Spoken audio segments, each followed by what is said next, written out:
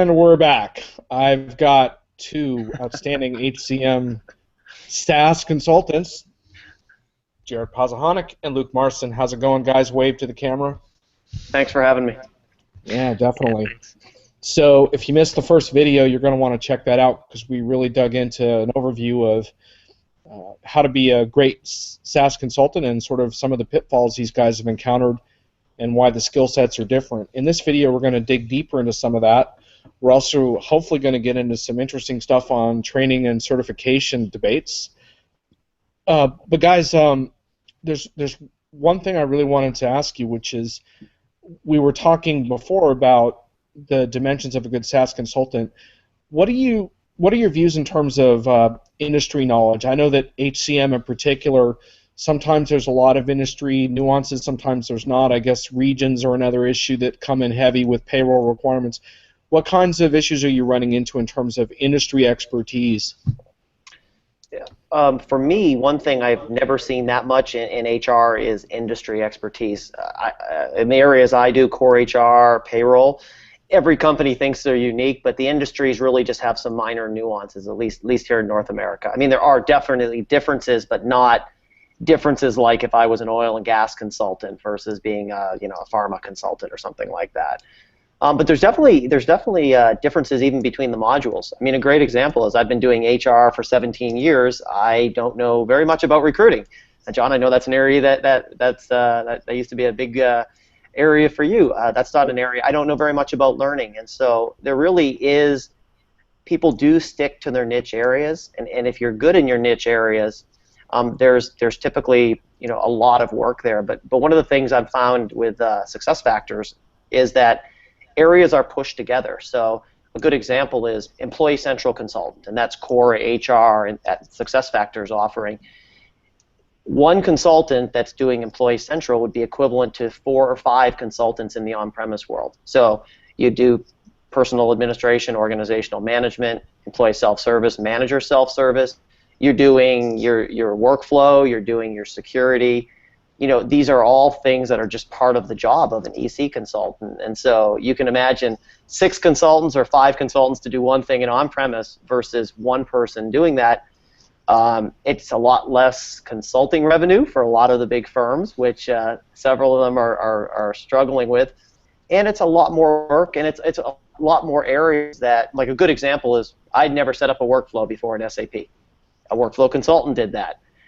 People like Sue that we all know, she's a workflow guru. I'd never set up security in my life in on-premise. These are things that you have to do to be a successful Employee Central consultant. So that's just something that I've found very interesting. I can echo those sentiments. Exactly the same thing. Never set up a workflow, never set up security before in SAP. I've done some minor security-based stuff, but not really dug myself deeply into the topic. Yeah, and one thing that I think is it's a great thing to have. I mean, I keep coming back to this because I'm a huge believer that having business process knowledge is a great thing to have. But I'm telling you right now that if you're a core HR manager in a company, no one's hiring you to do the SuccessFactors implementation. They're looking for people that have a combination of both. And so you really have to know the technology. And that's no different than in the SAP world. I think what I found in the SAP world was so many people moved from really hardcore technical routes over to functional that they really had virtually no business domain expertise. And so people that did really shined. I think in the SaaS products, a lot more people came from the business. So having business process knowledge, you need it. I mean, that's a given. But to think that just because you have that knowledge, you're going to have partners beating down your door to hire you or customers looking to hire you, it's not true. And that's not people in the SAP world don't always like to hear that because in their mind, they've got, like me, I've got 17 years of payroll subject matter expertise, but really I've got a year and a half of SuccessFactors expertise. And so at the end of the day, I've got a year and a half of SuccessFactors experience. Right. And you hit on an important point there that I was going to actually ask you in the last video, but you guys were on such a roll that I just kind of let you go.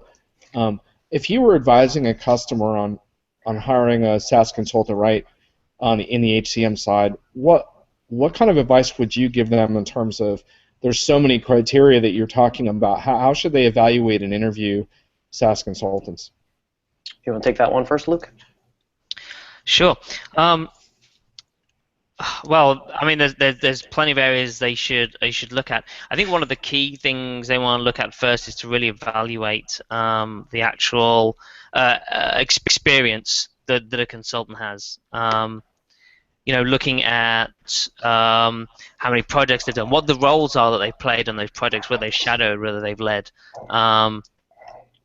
Taking a look, just beyond what's on a bit of piece of paper. I've started to come across some customers that have begun doing interviews and asking deep questions about, what they've been doing on a project, asking a couple of technical questions. Even though the customer hasn't even gone through an implementation, they've kind of picked up enough from maybe seeing a couple of demos to ask a couple of questions, and those can sometimes catch out whether someone is really just shadowed one or two projects, or whether they've really actually had a lead role and they've really dug in deep in the technology and been able to deliver on a project from end to end. One thing I'll say from a customer standpoint is don't accept an on-premise consulting model for your SaaS implementation. Demand more. There are consulting firms out there that get the cloud. Firms like Aperio is a great example. I mean, there's some great blogs on Aperio saying, when they started their company, it was to come up with a better model. You don't need teams of consultants. I mean, SuccessFactors, some of these other offerings, there is some complexity in them. There's not just a bunch of checkboxes and you're done. I mean, there is complexity there, but you don't need a team of consultants to come in like you did in the old days. And one thing we're finding is that some of the big SIs and even some of the mid-size SIs are really trying to protect their revenue stream because it's hard for them to get 5 or 6 customers. They want to have that one big cash cow customer, and they're still proposing, bringing in teams of people. So there is a better way. So first of all, find a partner that really understands how to deliver a project in the cloud. And then second of all, and these are something that you should do anytime you're hiring anyone, is do the basic things. Check them out on LinkedIn, see if you know someone. Find out the team, find out their experience, do reference checks. I mean, these are all simple things, but you're paying consultants several $100s an hour. It seems like just a bare minimum that you would want to do to ensure that your project had capable resources. And it's one of those things. It's just like SAP. When I started in 1998, everyone's trying to break in. So there's way too many certified people out there. Sorry, people that have went through the training that are certified, but yet don't have the experience. And so nothing wrong with people getting the experience. It's just customers have to realize, that that's out there and make sure that they're getting the team that can help deliver the project. Sometimes customers are paying top dollar for someone that's probably not got top dollar experience. So they are, because an SI is selling the consultant at a standard rate because they need to sell them out at the same rates as before. They're still, paying that salary, but the person doesn't have the experience to match, and that's a reason why the customers really need to dig deep into finding out, what the real capabilities are of that consultant. Now, there's nothing wrong with hiring someone that's got maybe just one project or maybe 2 and they've just shadowed. There's nothing wrong with that as long as you know that from the start and you're willing to accept that. The partners come along and said, hands up, this person, they've only done this and this, so we're going to give them maybe a 50% rate or whatnot. It's about transparency, I think, at the end of the day. Customers just don't want to be paying for something and then getting something completely different. So are there some difficult trade-offs between people who are, say, certified and have a bit of SaaS experience, but they don't hardly have much HCM background at all, versus if you just have a little bit of SaaS experience but you have a much deeper HCM background? Like, are there some trade-offs there that are difficult, or? I'm not so sure. I mean, I think, Jarrett mentioned this. I think you need to have a good balance of both. I mean, you have to understand the process, but ultimately you have to understand the technology if you want to be able to align the processes to the technology and be able to let the customer know what's possible.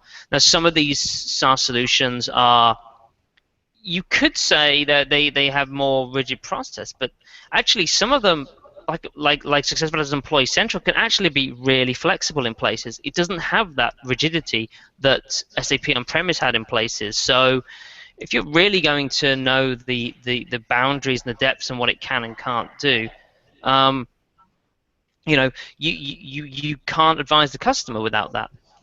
You know, I think So, go on. I was going to say, I think customers also have to realize some of the dynamics in the market as well. I mean, I saw something last week. There's 3,500 Workday consultants in the entire world. I mean, 3,500, that's nothing. I mean, at one point I knew that Deloitte had 10,000 SAP consultants itself, just to put that in perspective. SuccessFactors, I'm sure Luke may know the counts, but it's not a high number there as well, and a majority of them have joined in the last 18 months. Some products, like Employee Central, have, I would say, doubled their functionality over the last 18 months. So, you know, in some ways, some of the younger consultants, I'm older, some of the newer consultants have some benefits because they're learning this and they're getting in at the time when the product is evolving. Some areas of SuccessFactors are very mature. Performance management. So if a customer is looking for a performance management consultant, they should be looking for someone for 6, 7, 8 years experience. If someone's looking for an Employee Central consultant, they'll be lucky to find someone that has 2 years of experience and 2 or 3 projects that they led, because there's just not a lot of people out there. And then another dynamic I'm seeing is some of the big consulting firms are winning deals, but they don't have people to deliver the projects for them. And one thing that they're finding is that the independent market doesn't exist in the SuccessFactors world, because you can't get your training, and you couldn't up until recently, your training and your certification without being with a partner. So there's some real different dynamics in the marketplace in general, and even from a recruiting standpoint. Recruiters have been very slow to understand some of these dynamics as well. So they're still out there thinking, oh, we can find 10 people that will fill this role, and they're going out to the market and they're finding there's really, you know, not many people with the skill set needed to come in and help lead these big projects. So I think the supply and demand equation is a little off kilter right now as well. Yeah, and you guys have been in the cloud domain for a little while now with these projects. There's so much hype around, you know, cloud and the HCM space in particular, and are you seeing the differences in terms of customer benefits? I mean, when we talk about the broad benefits of cloud, we talk about everything from maybe some simplification on the technical side to ease of updates, but also much better user experience, that kind of thing. Are you seeing that as well, or are you like a cloud evangelist now, or are you still struggling yourself with the hype around that?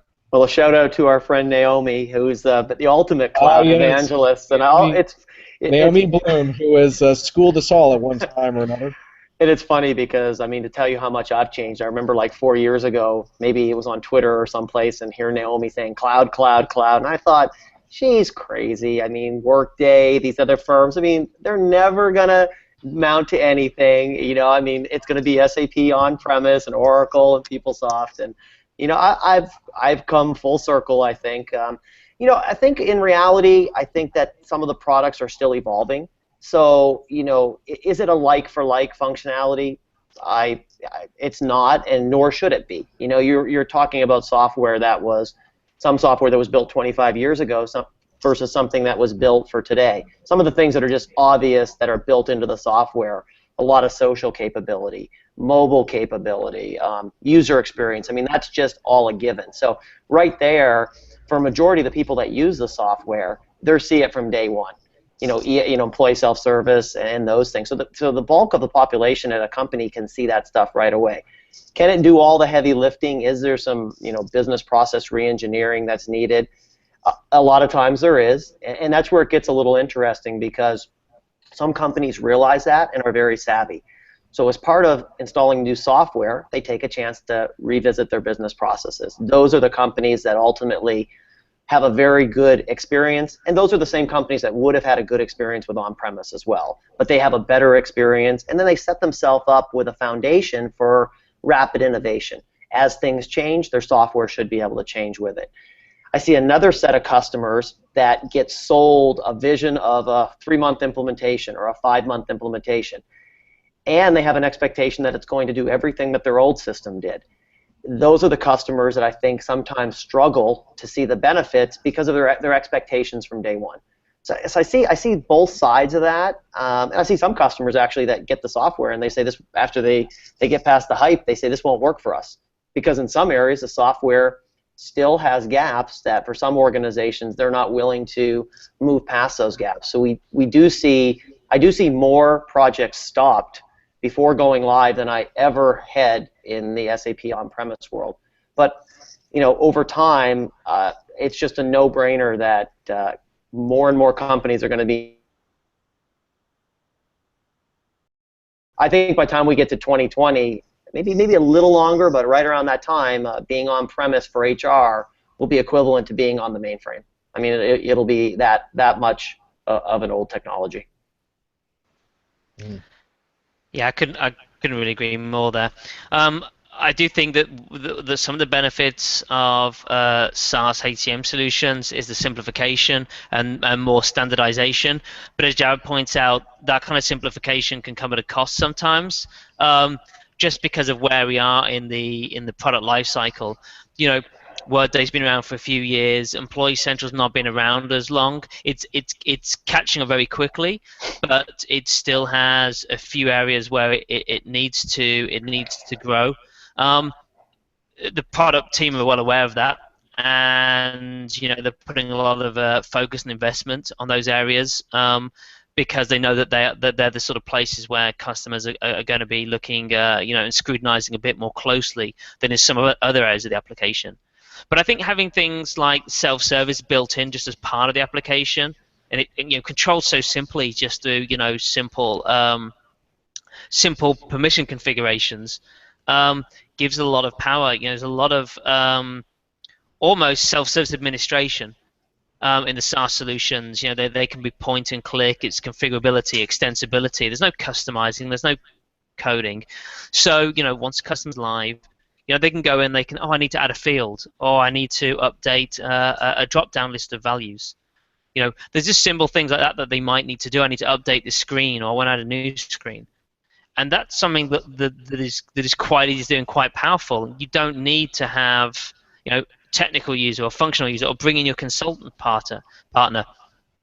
As long as you've got just one power user, one administrator in the team, they can make those changes and they can extend the system to meet their business needs as their business needs change, and of course as the systems change as well.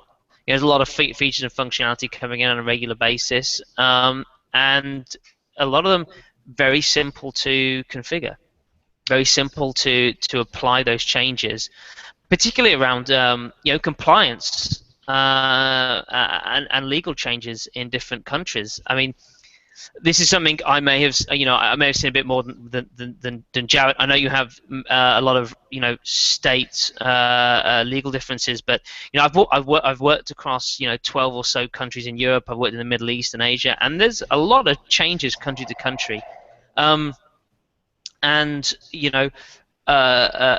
kudos to some of these HCM vendors, because they spend a lot of time investing in making sure that their system stays up to date with all these different changes, country by country, state by state. HR changes, payroll changes, time, benefits. There's a lot of these things happening, and the SaaS solutions make it very easy for customers to stay fully compliant all the time. John, one thing we haven't talked about yet, but it's an unbelievable time to be an HR customer for new software. Competition is a great thing. I think for many years, SAP,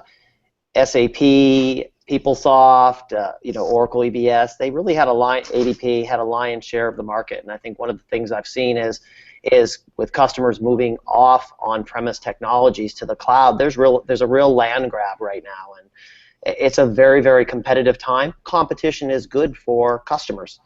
I always encourage customers, doesn't matter if you're an SAP shop or an Oracle shop, I always say bring in a couple of the vendors. Have them do their dog and pony show, but have them actually show the software. See which one looks like it's the best fit for your organization. But there's some real good deals to be had, and I just think that that's really good for customers looking. And the other thing is that people say that, well, SaaS is only for small companies or mid-sized companies, but I really believe in North America we've hit the tipping point. I think 7 or 8 of the 10 largest pharmas are moving to the cloud. Multiple organizations with 100 to 300,000 people have announced, some publicly, some not, in the last 12 months that they're moving to HR cloud-based technologies. And it's one of those things. I saw it back with the public sector clients back in 1999, 2000, is once enough of them started to go, a lot more started to follow. And I'm really seeing that in some industries right now where sometimes customers don't even have a specific business case. They just have a mandate from their CIO that we are moving to the cloud. And I shouldn't even say the CIO, because a lot of times it's line of business as well that's actually driving that decision. And that's something we didn't talk about, but the line of business is, I think, with the SaaS-based offerings, has a lot more say in the final decision than they would have probably had in the on-premise world, or that I saw. Yeah, I think you guys are hitting on some really important points, and I really hear you, Jared, as far as the customer choice benefiting from all the competition. The interesting thing I found coming off of this year's HR Technology Conference is there were a series of blog posts, including one by Frank Scavo, I believe Brian Summer as well, kind of sort of going after HR tech a little bit in terms of raising questions around whether you can throw all this whiz-bang tech at some deep-seated HR problems. So Frank had a post around that I'm sure you guys read at the time, is HR tech overshooting HR capabilities? And he kind of goes into how, like, Bill Kudik was talking about the workforce analytics have been available since, sort of almost 2001 era, so why isn't there like more adoption? And issues like HR being viewed as a support role and inadequate staff and skills shortfalls, which we're going to get to in a minute. So I think it's interesting how the choice is great and the cloud offers a lot of opportunities, but it doesn't let anyone off the hook for trying to get at some of these core issues, right? Right. I mean, one thing that will get me in trouble with some people, I don't know if I've ever publicly said this, but you always hear HR wants a seat at the table. But I think in a lot of organizations, HR doesn't deserve a seat at the table. HR hasn't done enough to really sit there with the other areas of the business. And I think some of the things is they're very slow. A lot of organizations very slow to adopt change. Things like predictive analytics. I mean, a guy like Josh Bersin has been talking about predictive analytics for years. I mean, it really is, in a way, the holy grail, I think, of HR, because if you can get the software systems to start to tell you that, hey, wait a sec here, Luke Marson is, not happy at his job and he's thinking of, leaving, and you can know that and mitigate that because Luke is a star performer in your organization. Those are the things that really can move the needle. And HR needs more information to show how they bring value to the organization. I mean, people cost in every organization, huge cost. So anything that HR can do, and so if the HR organizations that are just pushing paper, using the system to record transactions, to me, whether you're SaaS or on-premise, you're not getting the full value of what you should be doing. And the progressive organizations are the ones I think that are moving to these technologies, but I think they're moving to these technologies with a bit of a leap of faith.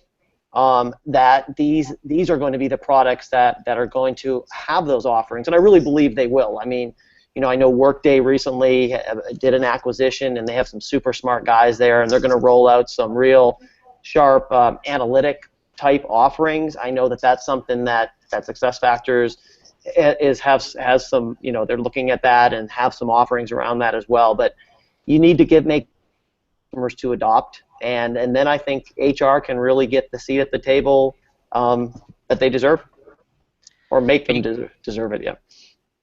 I mean, you can't just throw technology at a problem and hope that it solves it. It's only one half of the puzzle, really. I mean, technology at the end of the day is an enabler, but technology doesn't do a good job at enabling bad processes or an old style of thinking. And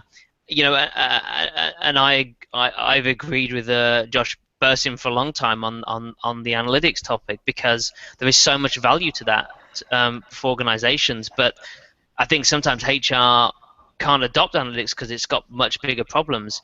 I mean, if you look at, talent management is still, I don't know if we're still in the early stage anymore. I think we're kind of in that mid-level of maturity. But, 5-6 years ago, maybe it was different here, but 5-6 years ago when I was in Europe, there weren't that many organizations taking talent management that seriously. Performance management was the big thing, but wasn't a lot of compensation management, wasn't a lot of succession planning, you know, let alone analytics. I mean, they were worlds away from that sort of thing. Particularly when you look at some of the big business intelligence or business warehouse type implementations, HR always just had to piggyback on if there was some standard reports available or there's a little bit of budget left over. They now have the opportunity to get access to that technology quite easily, but I think so much of HR still needs to get its house in order and still needs to open its mind up and have a bit more of a forward-thinking look at the way it needs to be doing things. And just bringing a SaaS solution into an organization that still wants to run like 1990 or even before that, it's just not going to cut it. You're not going to get that value from it. And in a way, it just gives SaaS a bad name. Mm-hmm. So John, we've just said all the HR practitioners. What's our next group? Well, I think before we, I have a couple groups in mind, but I think before we get to them, I think we should offend the consultancies a little bit, because I think you made a pretty important point around this whole notion of the need for a more agile approach, right? So part of serving customers in this transition is not just more competition, but better implementation experience, right? A better project. What are your thoughts there? Aren't consulting firms going to have to change a little bit how they deliver as well? Yeah, I mean, there's some consulting firms that actually are based in the cloud. I mean, they started as a cloud consultancy and they know how to deliver in the cloud. Other companies are learning how to deliver in the cloud, and that's possible as well. The group that really offends me is the group that is trying to do the on-premise model in the cloud. So I've had a couple customers where they've gotten multiple quotes for an implementation, and they said, Jarrett, the one quote was just too low. I just didn't believe they could really do it. And so they ended up taking the higher quote, and at the end of the day, they got the same old, team of consultants on site. So I think customers need to ask, explain to me how you deliver projects in the cloud. Do you have, people here Monday to Thursday travel? What is my team going to look like? What is that going to look like? What methodology do you use? Do you follow the vendor's methodology? I mean, there's always been a trade-off between what SAP and SuccessFactors likes to think a project takes, because obviously they're selling software, so they want it to be short, between what it really takes, between some of the profit margins that some of the SIs like to make. And Vinny in his new book, SAP Nation, really hits upon that, is that there really is a runaway nation with SAP consulting. I work in SAP consulting. I see it day in and day out. I've been on projects that had 300 consultants on it, which is just absolutely ludicrous. You could have done those same projects with 50 consultants. So customers, know that this is an opportunity. It's a new offering. It's a new opportunity. Projects that are delivered in the cloud should not cost as much to implement. And when you think about it just from a practical standpoint, you don't need a basis consultant. The software is already there. You don't need infrastructure. So that's already there. I mean, some of the updates come from the vendor. So there's a whole series of things that you get with your SaaS license that are roles that in the on-premise world, a good thing is ABAP work too. You're not doing any type of hardcore ABAP technical development given the structure of SaaS. So it gives you less opportunities to customize and bastardize the system. But at the end of the day, the implementations need and should be a lot cheaper. So I ask customers to really look around and take some time and really find the right partner that can help you along with your implementation.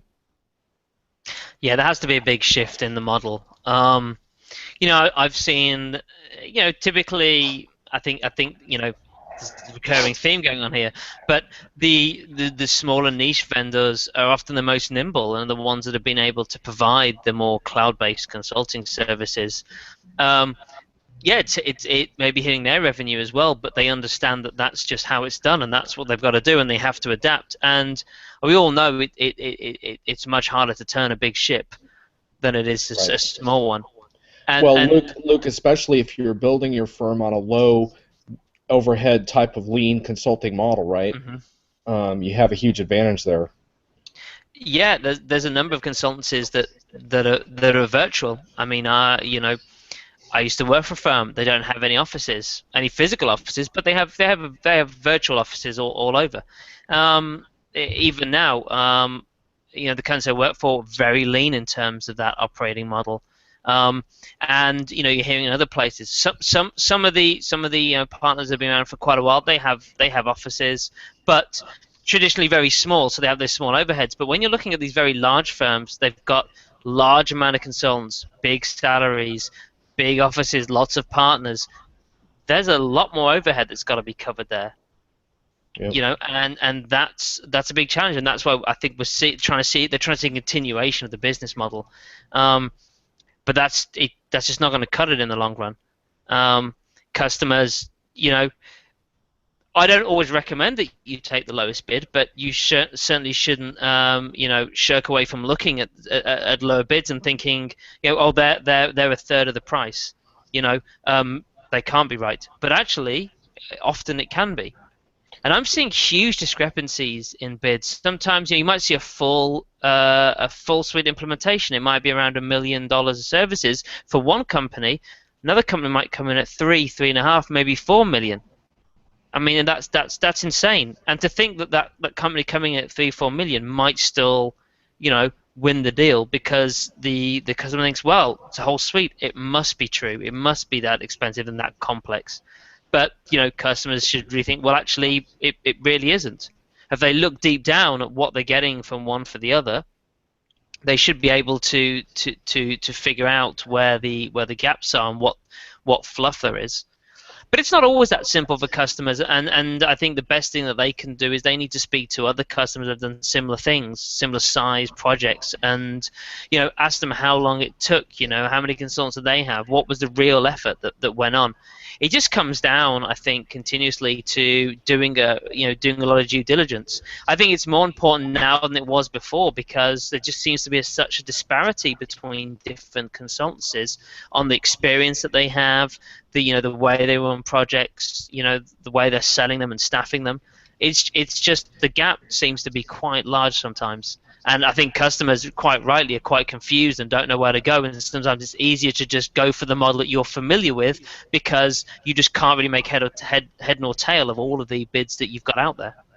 One of the things, John, too, is that it's hard for the consulting firms because the sales cycles are just as long. So the salespeople are having to spend 3 to 6 months to close a deal. That's the same as they used to do in the on-premise world. Yet those deals are only worth 1/5 of what they used to be, and that's one challenge right there. And then the other challenge is putting multiple consultants on multiple projects. So some firms just aren't staffed that way. They don't have that mentality to be able to say you're a project manager and you're going to manage 6 different projects. You really need to have that built into your overall methodology. Make sure the people you hire can actually do that type of thing. It's just not everyone is equipped to be able to manage that type of work, and so that's why there'll be some firms, just like there'll be some on-premise vendors that die through this transition. There'll be consulting firms that were big names that aren't big names in the future, just because they'll be too slow to adapt to the new reality. Right. Luke, everything okay over there, man? Everything shipshape? Yes, bit of issues with the power. All right. Well, so I had to make sure it was in, so I'm still here. All right, good man. Guys, we've hit on a lot of topics. I really want to hit training and certification before we wrap. I think we've basically offended everybody else. We might as well take it one step further. But no, seriously, I'd like for each of you to kind of give your comments on how you view the importance of training and certification, specifically in SuccessFactors, since that's where you're focused, and kind of give a bit of a report card on what's working, what's not, how the feedback loop is going. But the other thing I would like to ask both of you to do is to tell our listeners kind of what you specialize in within SuccessFactors first, because we haven't really covered that, like the areas that you focus on. So let's cover that in the answers as well. Okay, and I think also, John, I think a lot of listeners are also looking for what are the steps to become certified. So what do I, Yeah. how do I do it, and what are those things? But Yeah. Let's make sure to hit on that also. Thanks. yeah, so in my case, I really focus on Employee Central and Employee Central payroll. So I'm a core HR guy. I always have been. I've got some weird passion for seeing people paid right and seeing the numbers, and I just something about that gets me excited, and I know that's probably very weird, so I will stop talking about that right now. But I'm a bit of a unique scenario about the training, because I'm one of the few, I would say one of the few people out there, I believe, that actually had multiple SAP certifications, and I have 3 SuccessFactors certifications. So I've really seen both. I've been a real probably thorn in the side of the SAP education group about, and as have you and Martin and Dennis and Michael and a few other folks, Leo. But we had a lot of objections to some of the things that we felt could have been done better with SAP education. So I went in very excited when I went to the SuccessFactors certification, and it had some things that I really, really liked in it. Some of the things were I liked the way that the training was done remotely. I liked the way that it was case study based. I liked the way that you interacted with people, and I liked the way at the end that you actually recorded a case study, and then they graded that case study. So at the end, to me, because there was a lot of skills there that you use in consulting, you needed to take the requirements, you needed to set them up in the system, and you needed to present that. And those are skills that that I think you use every day as a consultant. So I really like that. About 3 months ago, I sort of got wind that SAP was changing their certification program, and of course, I got all flustered by it, and and went made some opinions. Jared, just for clarification, you got wind that SAP was changing the SuccessFactors certification, right? Yeah, well, That's actually, what they're changing all their cloud certifications. So SuccessFactors, okay. yeah, all cloud. So SuccessFactors happens to be the starting point, but the stuff that they're rolling out for the cloud will be for Ariba, will be for By Design. So it's the whole cloud, all their on-demand products. I heard that this week. So there were some things that I really wasn't that happy about. Now, to SAP's credit, they reached out to Luke and myself, and they had a call, and pleasantly surprised some of the things that we recommended. A couple of the things were we thought that it would be smart to grandfather in existing certified consultants, because we thought the process of, if you were already certified but yet your certification didn't count in the new world, you have all these senior people who are certified that wouldn't be anymore. So they took that advice, and just one more quick thing. Sure. You meant pre-existing SuccessFactors certifications, right? Yeah, Okay, pre-existing SuccessFactors certifications. Yep. So what they're going to do at the end of the day is everyone that has a SuccessFactors certification will be grandfathered in. So in the next week or two, if you're SuccessFactors certified, you're going to be getting an email, and you're going to go into something called Credential Manager, which is awesome as well, because that's a way that customers can actually see that you're certified. And I want to stop and just say one thing. I am a huge proponent of certification. Well done certification, I think, if you have multi-tiers of certification, can help customers determine who has the proper skill set. I always thought that in the SAP world, we had a lot of people that were rogue, that maybe didn't have the right skill set, or the other side of people that had just the certification, but just an entry level and nothing else with it. So, so the nice thing about this is that, and one of the other things has been the cost. So up until recently, the cost, for example, to take, and this, the central was about $10,000. So that's, I mean, in some regions, $10,000 is a year's salary. So some big dollars to get in. It was only available for partners. So one of the big things SuccessFactors has done,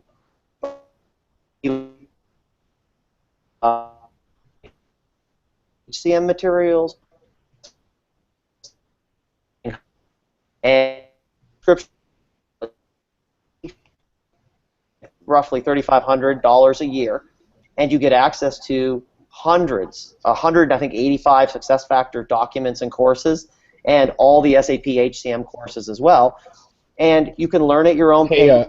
Hey, Jarrett, we had a slight bandwidth interruption on your end there. Sorry for the viewers.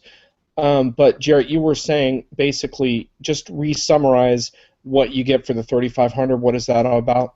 Yeah, so the 3500 gets you access to all SAP training materials for all modules. Now, keeping my HR focus hat, that gets you access to all the SAP HCM documents that you used to have to go to get, and all the SuccessFactors training. So you have And access. what is this program called, the 3500? It's called the e-learning hub. There's a The customer Learning Hub, edition, right? yeah, Okay. a partner edition. Yep, the learning hub. And they Yep. have training rooms as well. So the training rooms is where you can go in, you can talk to instructors. So the thought process, it's all self-learning. You learn it all yourself. Then, after you feel comfortable, you can take a certification exam. So for $500, you take a certification exam. It's a multiple choice exam. So I'm not happy about that side of it. SAP has said they need that to scale. Other vendors, actually, other SaaS vendors have come up with systems that can scale that don't have that. So that's a piece I don't like. But at the end of the day, that's the process that they have right now. But one neat thing about it that I found out this week is that you don't have to go into a training center. They're going to be pretty. It says bleeding edge. I don't know the industry that much if it is or not, but you're going to be able to do what's called virtual proctoring, where you're able to take the test inside of your own, your own office, your own hotel room here in my case, and you'll be able to take the exam that way. So I'll be very curious to see that in action to see if it's fraud-proof. But anyway, so the people that automatically got certified, like Luke and I, will have multiple certifications. In order to keep our certifications, we have to take Delta exams, which is good in a way as well, because remember, John, I was saying about how we found that SAP consultants couldn't stay current. SuccessFactors is going to force you to stay current by taking anywhere from 1 to 2 Delta exams each year. And then they're going to have a second level of certification, which I know Luke is right now. He's a professional EC certified consultant. They are going to keep that program in some form, but it's a little bit vague as to what that ultimately is going to be. Yeah. So to try and build on Jarrett's quite comprehensive summary of all things. That was very thorough, Jarrett. Thanks, I get a lot of people ask me, so now I'm just going to say, go to the 12-minute point of this video, and that'll be my answer. So I don't think it's a 12-minute point, but we'll get a time marker for you. Hey, just for the record, SAP, I hate to keep grinding this one into dust, but there is a way to scale exams without multiple choice. I'm kind of sick of this discussion. We've been having it for years. Sorry, but it can be done. I'm asking you, please look at solutions beyond multiple choice, and then we will shut up, and you will love the sound of our silence. Anyway, Luke, I want to turn it over to you, but I want to remind you to go back to what your skill set is and take it from there. Okay, so similarly to Jarrett, I'm a SuccessFactors Employee Central. As he just mentioned, I'm a certified professional. So I've taken the training. I've done at least 2 full implementations, and under the old program, SuccessFactors actually reached out to my customers and asked them details about the implementation. Yeah, that's things like was he the lead consultant? What was he like to work with? What was the quality like?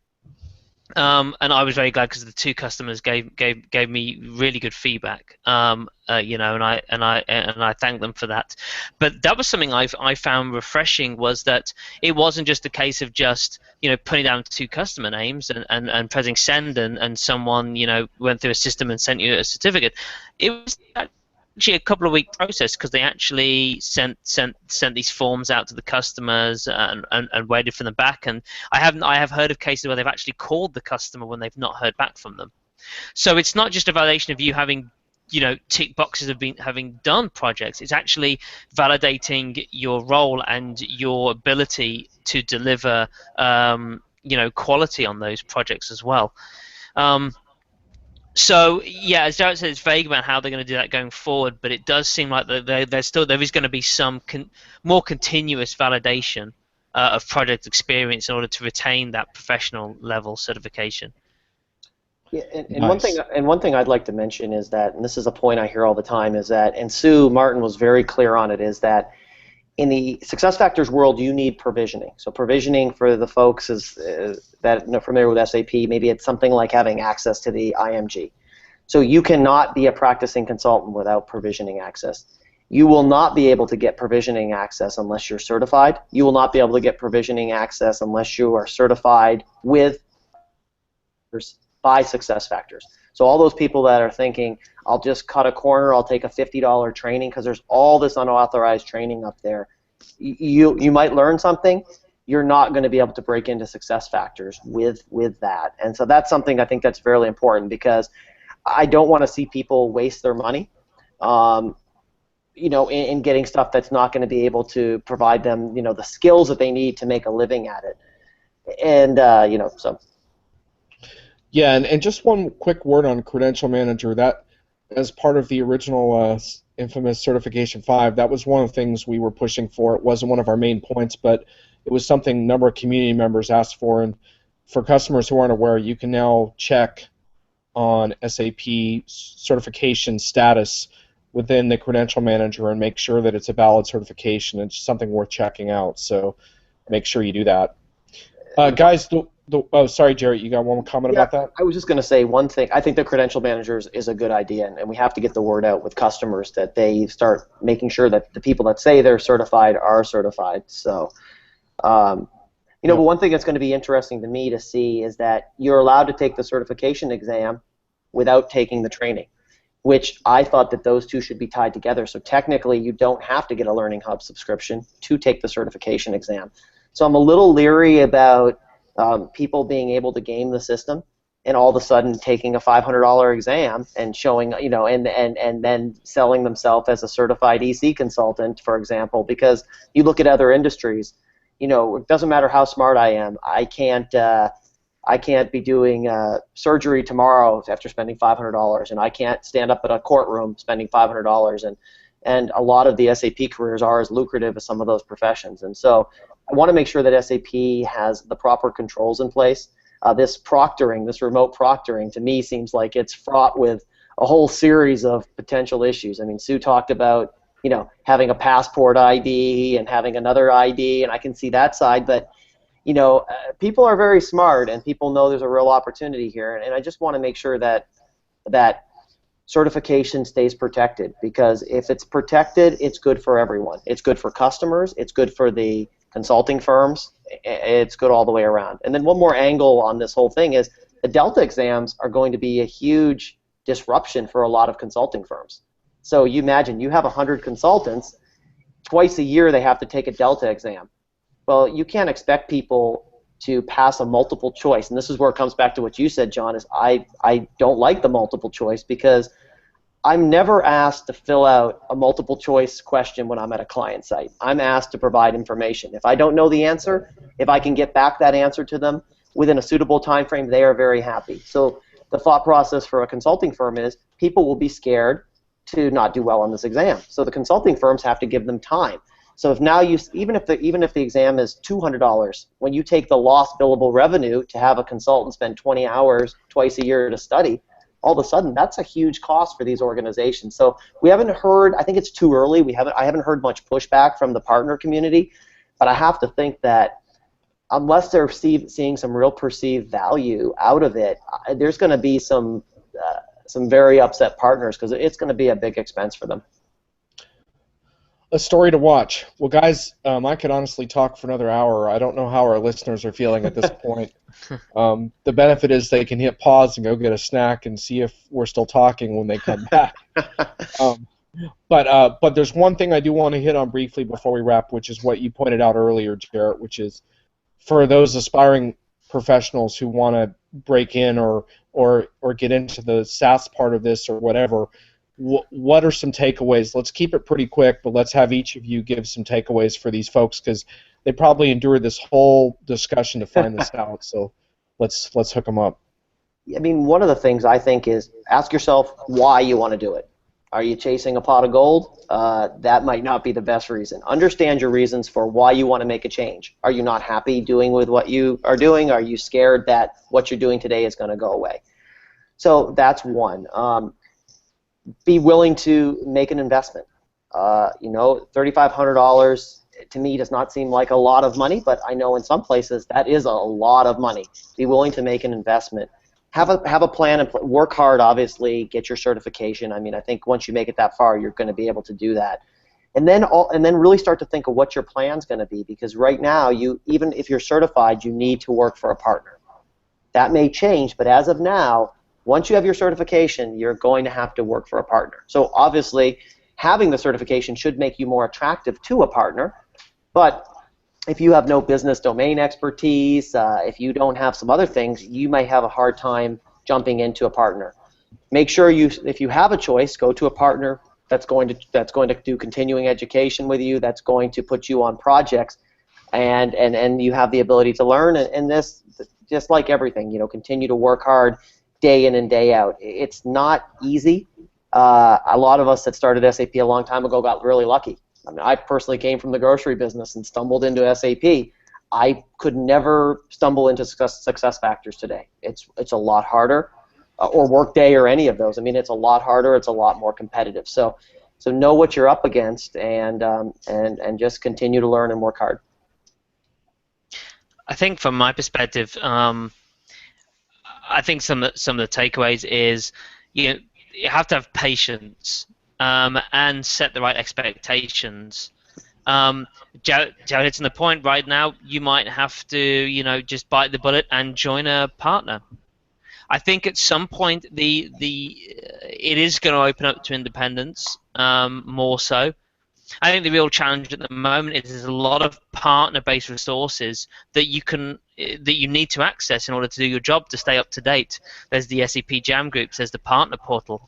Until these things are migrated over to SAP Partner Edge or the SAP Service Marketplace, and you can log in with an S user, it's just not going to be possible for you to be able to do your job as an independent unless you're still using, fraudulently an ID from your previous employer.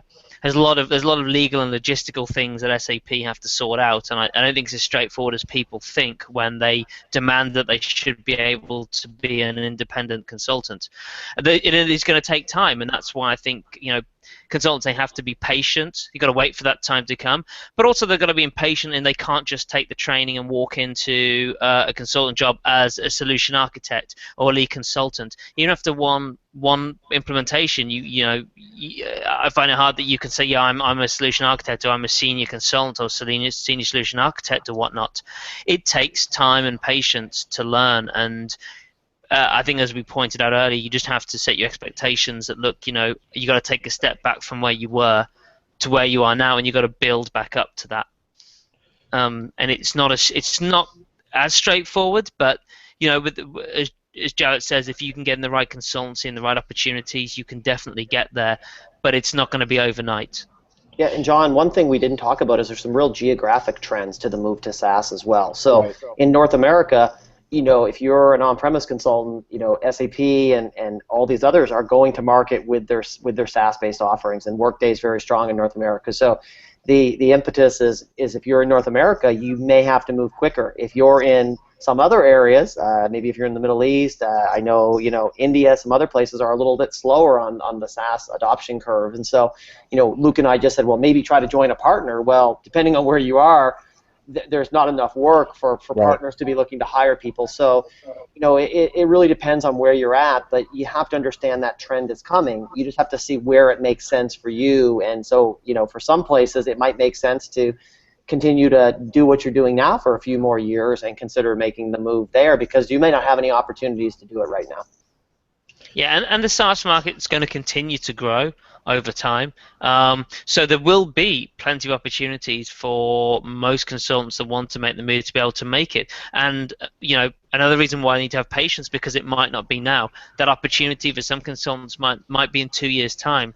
There's always going to be opportunities, because as we can see from the trends, cloud is only continuing to grow, and the momentum is only continuing to grow, and not just in North America, but seeing it in South America, Europe, Asia, and even the Middle East is growing as well in SaaS. So opportunities will come, but it's with a lot of things, it's going to take time, because these things have got a scale, and they might have come from different routes. and maybe when these things were starting and SaaS was coming up, it was new. Decisions were made that probably don't reflect how quickly things have changed in a short space of time. One thing I like about you, Luke, is you can get through a segment like that without even plugging your own book, which is very cool. And you know what? It actually did cross my mind for a moment then. But folks, you should read Luke's book. How about that? Perfect. Definitely. And not only that, but both these guys have blogged quite a bit, and you should read the blogs as well. You could start with the ones on SCN and work from there. But the thing I would also say in closing around this topic is that when I used to run a desk, I would have contact with tons of job seekers, and I still hear from some of them. And what shocks me is that only about 1 in 20 of the people that contact me for advice on breaking into a new area like this have actually, in my view, done the homework to get to that point, right? Because it's one thing to actually take a training or certification. That's a big investment. But there's no investment required to go online and start reading some blogs and consuming some content, or a modest investment to buy a book from SAP Press and read it cover to cover and take notes. And if you do that before you reach out to people like myself or Luke or Jarrett, you're going to get more time from them and you're going to get better answers, because they're going to be like, wow, you actually read my book from cover to cover and you have some interesting questions. It's pretty rare. So what I would say is stay hungry, stay motivated, and take advantage of all the free content that's available, and just don't allow any excuses to set in as to why you're not busting your butt to consume it all. Yeah, it's just one thing. That's one thing I notice is a real difference, is that there's just unbelievable amount of information out there, and so much information. I think some people just give up and don't do anything, as opposed to really starting to dig into it. When I started at SAP in 1998, there was no information. Everyone hoarded their information. If you found someone that would answer a question, they was your best friend overnight. And I just think that was horrible in a one way, but it got you to realize that you really had to work hard. That hard work, even with all the information out there, is still needed. And you summed it up well. I get pinged maybe 15, 20 times a week with people saying, help me get a job at SuccessFactors, and I'm like, well, what have you actually done?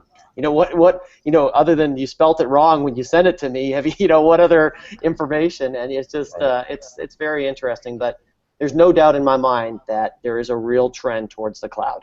SAP, I have a lot of friends that are SAP, real strong SAP people that are really struggling right now to find their next project. A lot of firms are looking to make the transition, and there's a lot of people scared out there as well, because these are very high-paying jobs for a lot of people. A lot of people are supporting their families with their SAP career, and when things start to slow down, the first thing that goes is consultants, and a lot of times it's the consultants that are sitting on the bench. And so I really feel for a lot of people out there, and it's never too late to make the move. It's never too early. You just have to figure out what works the best for you, and go from there. Luke, I'm giving you the final word, man. Take us home. Just keep learning. There's there is so much information out there on SuccessFactors. I maintain a document on SCN, and I keep it updated with a lot of the latest relevant posts. It's had 59,000 hits to date, and I'm continuously updating it. And I only started that because there's so much stuff everywhere that there needs to be a central place. That's a great place to start. If you can read through there, you're going to find a lot of information. But there's other stuff out there as well. Jarrett was very smart in starting a very well curated and very well run LinkedIn group, the SAP and SuccessFactors group. Poke around on the HR Technology conference group on LinkedIn. Do a Google search, SAP Community Network. I mean, get the SuccessFactors book. Yeah. Joking aside, there's a lot of stuff out there, and it can be very easy to find. So there's no excuse not to do a search, because 5 minutes of searching can open up a huge amount of really valuable resources that can help you at least get a good foothold into the industry and how it works, and so that you can at least send Jarrett an email with SuccessFactors spelled right. Exactly. So buy Luke's book, join Jarrett's LinkedIn group, Watch this video 3 times and send it to all your. Watch the video 3 times. And one more thing, I said I'd give Luke the last word, but I do want to say that Luke mentioned the HR technology group, which was the LinkedIn group was started by, I believe Bill Kudik started it, but he moderates that. He was part of the team behind the HR Tech Conference. If you ever get a chance to go to that, you should. But part of it is don't just study SAP SuccessFactors. Study the broader market trends around HCM, and that's a great place to start. We mentioned Naomi Bloom earlier. Her blogs are worth reading. But you really need to start thinking about becoming an expert in the field in general, and there's a lot of great resources there as well. Bill has a radio show you could check out on iTunes as well if you get sick of my podcasts. And these guys are with Steve Bogner's podcast, and they touch on big picture issues a lot in the SAP HCM podcast. So cast your net wide in terms of understanding the market. I think you'll do fine. So on that note, I think we've gone on too long. Thanks for joining us, guys. One more wave to the camera, and we're out of here. Thanks, John. Thanks, Thank Jared. you. Take care, guys.